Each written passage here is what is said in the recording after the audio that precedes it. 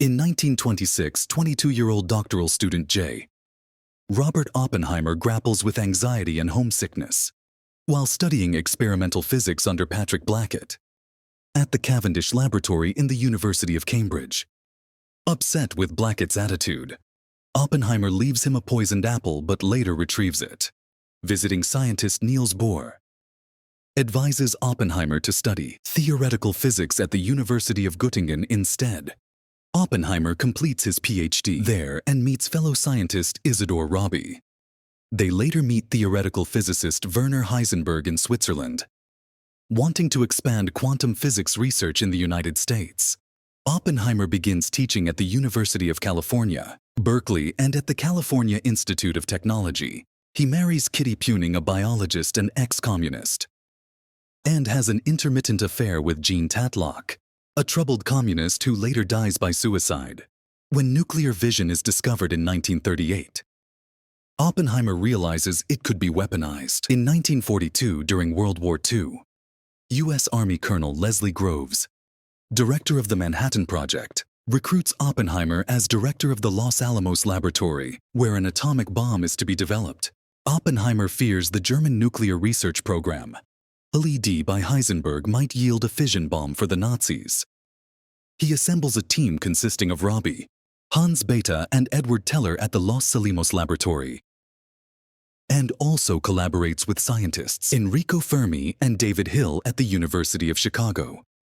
Teller's calculations reveal an atomic detonation could trigger a catastrophic chain reaction that ignites the atmosphere. After consulting with Albert Einstein, Oppenheimer concludes the chances are acceptably low.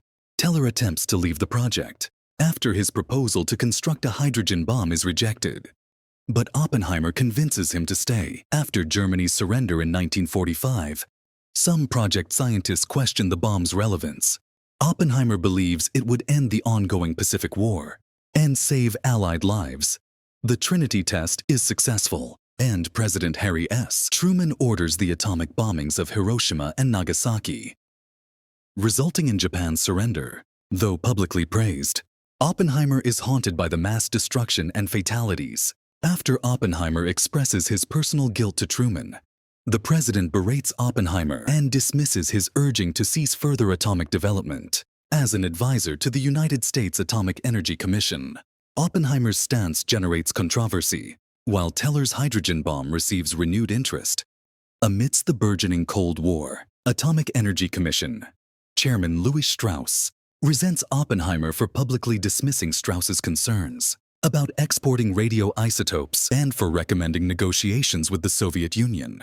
After the Soviets successfully detonated their own bomb, Strauss also believes that Oppenheimer denigrated him during a conversation Oppenheimer had with Einstein in 1947. In 1954, wanting to eliminate Oppenheimer's political influence, Strauss secretly orchestrates a private security hearing before a personnel security board concerning Oppenheimer's Q clearance. However, it becomes clear that the hearing has a predetermined outcome. Oppenheimer's past communist ties are exploited, and Leslie Groves and other associates' testimonies are twisted against Oppenheimer.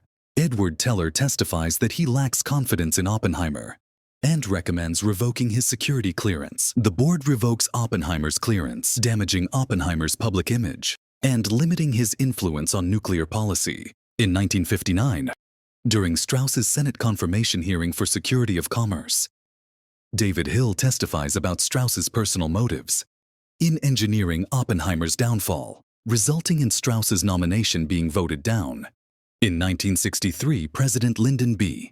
Johnson presents Oppenheimer with the Enrico Fermi Award as a gesture of political rehabilitation. A flashback reveals that Oppenheimer and Einstein's 1947 conversation never mentioned Strauss. Oppenheimer instead expressed his belief that they had indeed started a chain reaction, a nuclear arms race that would one day destroy the world.